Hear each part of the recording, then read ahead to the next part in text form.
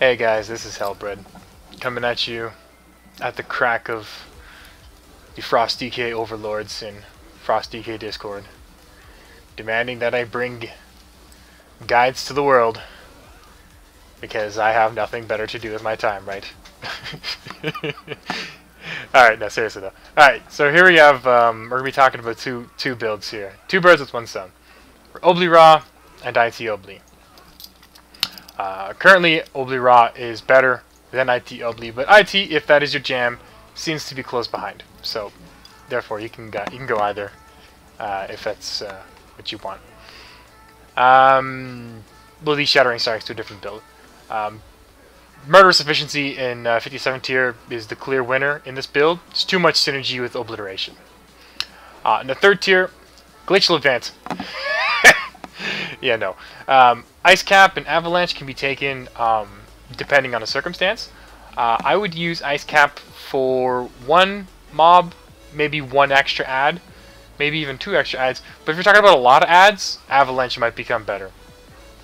Thing to remember with Ice Cap is when you're running Cold Heart, the cooldown of Pillar of Frost when you're using Ice Cap will actually be very similar to the cooldown, or the cool up, if you will, rather the ramp up of Cold Heart to 20 stacks, right? So I'll just click that off there and you can see it'll ramp up. And once that hits 20, that's about 40 seconds. It's more or less in line with your Pillar of Frost, which is great. It means it's very convenient. But if you're running Avalanche, you gotta remember you'll be doing the 2 casts, right? Because now Pillar of Frost will be fixed to 1 minute. So you have to cast twice, once at the beginning, once at the end. If you don't do this, then your Cold Heart is going to come up in between your Pillar of Frost cooldowns, and that's no good. This tier doesn't matter unless you're doing M pluses or select fights where you need that kind of thing. These all speak for themselves. This next tier, this is a very interesting one. So the 3 abilities that they've introduced. Volatile Shielding is now, I mean, just read it, right? Absorbs 35% more damage and generates 100% increased runic power. This is golden. I love this. This is great. High magic fights, you'll be using Volatile Shielding. It's just amazing, right? Because they're still a 1 minute cooldown. So that 1.14 million damage absorbed will be bumping up by 100%, by 35%. Fantastic. For fights with little movement and very little magic damage, you'll be using Permafrost. And the healing of Permafrost is quite a bit better than it is on live right now. I think live, well, yeah, live is 30%. This is 100, so it's very much bigger. I don't remember if I mentioned 7.3 is coming out next week, August 29th, on Tuesday. I'm pretty sure. Maybe I didn't mention that. Anyway, there you go. So that's why we're doing this build. And then for high mobility fights, Inexorable Assault is just amazing. I love this. This is the one reason that I sometimes will say IT is better, because when you're at 10 stacks of IA, you may not have enough time to get all the stacks of IA off before it expires, right? So the way that IA works is once you're actually, I'll just show you how it works, right? So slapping it, wham. So we're in combat now. We're near nothing. We're stacking up 10 times. We're not in combat with this thing, so it doesn't worry about it, right? But you can see it's ticking down, right? We fell out of combat there, and we just keep going, ticking up, ticking up, ticking up. Oh, look at that! Actually, oh, it is counting that as a target, even though we're not in combat with it. Okay, that's good to remember then. Don't stand near things. Anyway, so it's up to 10 stacks at 10 seconds. When you're using RA and you engage, you know what, let me just show you. So here we go. We're walking on in. Whop, whop, whop, whop, whop, whop. You can see the tick down timer is slightly ahead. Right? So sometimes, for whatever the reason, you may not get, you may lose like 1 or 2 stacks of IA. Whereas with IT Obli, you just won't, right? I'll just take my word for it, right? Like you'll always get all the stacks up. So sometimes there's going to be some argument to use IT over RA. Right now, Sims just don't know how to use these talents, so don't really rely on sims yet. They will soon. The APLs are getting good. Just talk to those guys in Frost DK Discord. They're working hard on it. Alright, then down to the next tier here. FP, bunk. It's not too good. There's a couple of builds rolling around. A couple, I really shouldn't say. There's one build rolling around with FP that might be good. Well, we'll have to wait and see. Right now, though, Gathering Storm is the #1. Frost Strike is pretty cool. Maybe in Mythic Pluses it's still good. But until tier 21, it's kind of on the bench. And then the last one, of course, speaks for itself. We're talking about Obliteration. Right, so let's look here. We're using 4Ps tier 21, or 4Ps tier 20, sorry. And we're using Cold Heart, Toravons, both are 970, and all of these. The trinkets we're using are Anguish and Spectre. Now, I haven't simmed, and this could be the case for a couple of things I'm about to talk about. The sims aren't out yet, as I've alluded to, so I don't know which trinkets are best.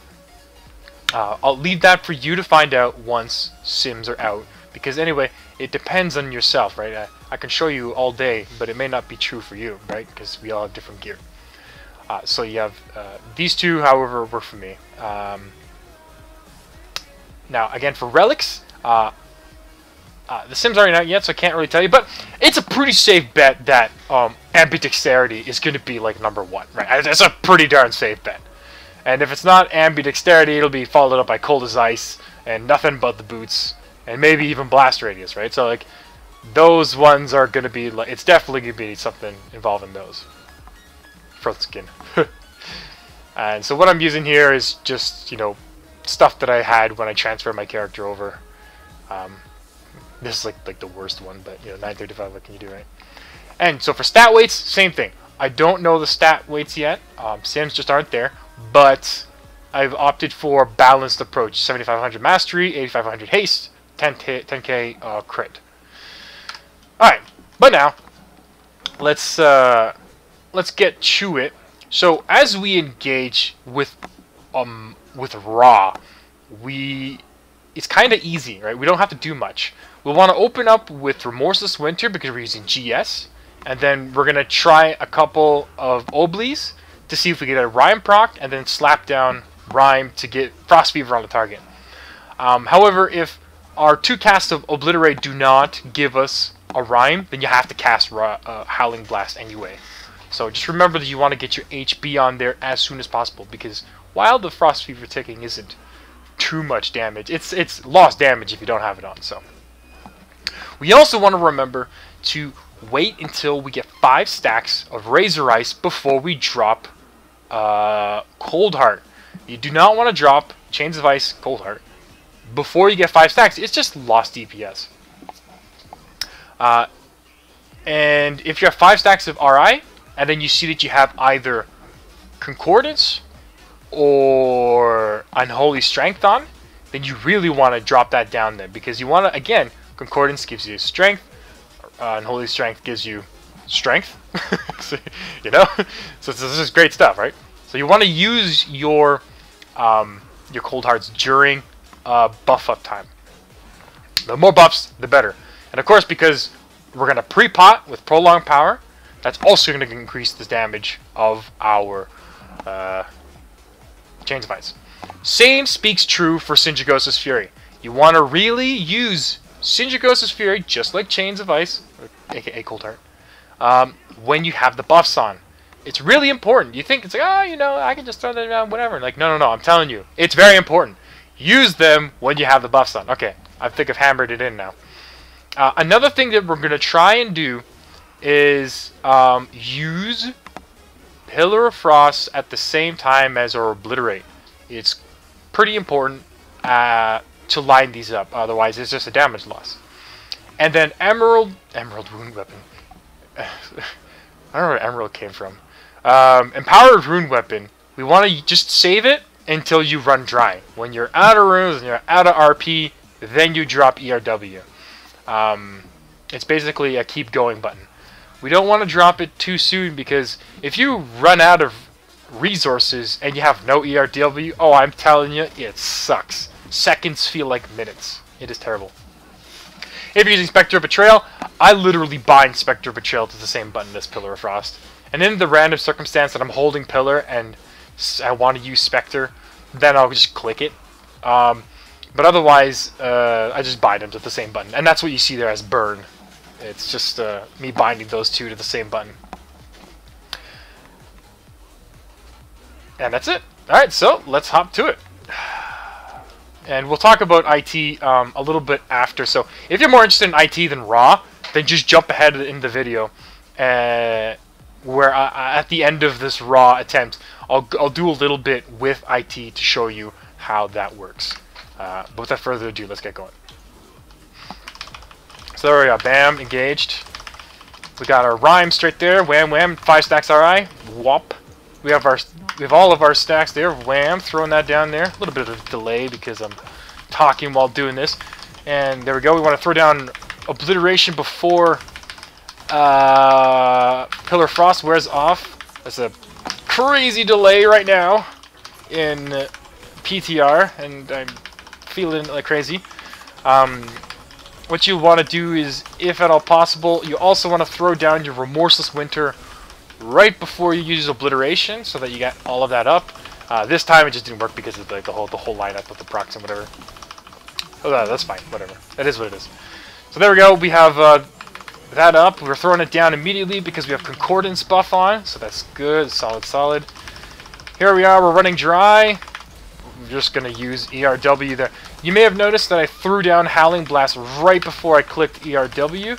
That's just because we're getting all runes back. You freaking may as well, right? You just throw that stuff down. Alright, slapping it. Again, if ever you see Obliterate and Remorseless Winter coming down at similar times, Remorseless Winter first, because you want to use runes during RW. It's very important. It gives you more damage. There we go, that's off. Oops. I shouldn't have held that so long. That's fine. We just used our RI there because we had Unholy Strength on, so that's good. Damage is looking alright. Gotta keep on slapping this down here. And we're running dry. I was just gonna use that straight away. This is one of the advantages of the RI build. We don't have to be too concerned about Frost Strike like you are in IT, because you need to keep up the IT buff. Alright, so we're going to do that there. Oh, that's a miscast of Obliterate. It just overcapped my runic power there, so that's bad. But anyway, we're going to keep going here, and now we've got that on. Slap that down. I also just recapped RP there. That is a bad thing to do, but that's okay. We're going to keep going. So again, we're going to try and keep our runic power as low as possible. Like that range there is good. Because remember, Overpower, right? We have a talent, or a trait in our tree called Overpower. And 10% chance to give you, like that, a lot of RP. So we want to make sure we've got enough emptied RP to account for an Overpower. Jeez, we got a lot of resources right now. I'm going to throw that down with both of us on. Nice, 7.3 mil. Very sweet. Alright, I'm going to save that Obliterate for the next RW. There we go. Swam. Swam. Alright, so we have our next Obliteration coming on. We don't have Pillar of Frost, though. Alright. I'll hold it. I'll hold it. So in a situation like this, you just gotta really just make a sort of a gut guess about whether you hold it or use it. In this case, I'm gonna hold it. Alright, so we're gonna throw that down now because it's about to come on. And here we go. Bam, bam, bam, bam, bam, bam. And slam. Here we go, here we go. In a perfect world, I would have used Remorseless Winter first. Bad Hellbred. But that's fine. We'll just keep going. There we go. Remorseless Winter. Get that RP down. Use that. Use that. We're going to throw down Fury. There we go. Oh, we're really capping out a lot here. Yeah. So you can see it sometimes. there may be an argument for Icy Talons, right? Because in some of these attempts with Runic Attenuation, you really do cap a lot. So in those situations, IT would clearly be beneficial. But as you will find out when you do your own testing, there are times where you will just not have the resources, and so then the opposite will be the case. So it's whatever you want. Until the Sims will tell us exactly which one is the max minner to go. Alright, so there we go. I'm just going to keep on slapping these down. Remembering every crit on Obliteration and every crit on Frost Strike reduces the cooldown of our Pillar of Frost. So that is just good. And that's good. So we're going to disengage. We're still in ER dub there. We had that coming off, RI's coming off cooldown. And the damage is, what is that, 1.26? Love this build. It's just fantastic. I love this build. This is so good. You can take a look at the Breath of Sinjagosa. Breath of Sinjagosa was about like 1.2. This is 1.26. This build is, I'm right now, at least until the launch of PTR, this build is like best. This is unilaterally the first. So I love this build. Okay, let's not talk about it. So we have 42% crit time on Frost Strike. That's a little high. So it's inflating the numbers a bit. Howling Blast 32, that's about right. This is all looking good. Cold Heart 42%. Okay, that's a bit high. That's you can usually anticipate in like a 5-minute fight like this, you'll get 7, and you'll have usually at 30% crit, you'll have 5 non-crits, 2 crits. So 4-3, that's just great. That's lovely. This is typical for Remorseless Winter. It does about 28 million damage per target. Consistent. We had double Frost Breath crit. So we have to remember that this sometimes will artificially inflate the numbers, right? So that did put our damage higher than what it would normally be because we had double crits. The crits are kind of low though. A good crit is like 9.7 million, 10 million. A low crit is like 6 million. So actually, maybe it's not too low. It's like right there in the Goldilocks zone. And the rest of it's looking good. So let's look at buff up time here. So buff up time for Unholy Strength, 80%. Okay, that's really good, right? Our Unholy Strength up time is usually about 60 to 80%. I've even seen 85% for Unholy Strength up time. Those are really rare though. And even getting less than 60 is also really rare. So 80% uptime, that's a solid good. That's really up there. 52% Pillar Frost, yeah, that's usual. 39% Concordance of Legion Fall, that's also a little high. Concordance you can expect at about 35%. So we're seeing a little bit of over-representation here in the uptime of our buffs, which also leads to higher numbers. So are we going to expect like a regular attempt with this build would be about 1.23, 1.22. But we had the double crit Frost Breath, we had the extra uptime on those buffs. So all of that will inflate the numbers a little bit. But otherwise, as you can see, this build is fantastic. Alright, now if you are interested in IT, I will just quickly show you the ropes there. We're just going to engage this target here. Slap this down, 1, there you go, 2, bam, bam. Okay, now we gotta drop our thing there. We would normally drop Dragon here, but it's on cooldown, whatevs. Throw that down. We don't have Rhyme procs, so we're gonna drop to that. Now we got Rhyme, we're gonna use Obliteration, and then we switch back to Frost Strike, and nothing there, so that we use that again. We want to throw down the Frost Strike there. Save that Obli until we're in Remorseless Winter like we were, and we use it again, and then Remorseless Winter. Again, we use Obliterate. And now you will start kind of reserving your runic power, using it to keep up your Icy Talons. So you can see at a moment like this, I will literally just hold this, use it when your Frost Strike is needed next, and then you hold it again, and then in a situation like this, you literally just hold on to this, wait, 1 second left, wham, use it again, I'm like missing all my chains of ice here and all this stuff. That whatever, that is what it is. I'm just showing you the ropes with IT. And then there you go. You can say, so you can wait again. Wham! Use it exactly when you need it. This way, you are always keeping your IT up as long as you can. Right? You really do not want to be at a time without IT. Now, I'm just gonna throw this down here and get some RP back. In a moment where you do lose your IT, right? So bam! Oh shit! It fell off. What do you do? Well, depends on how much RP you have.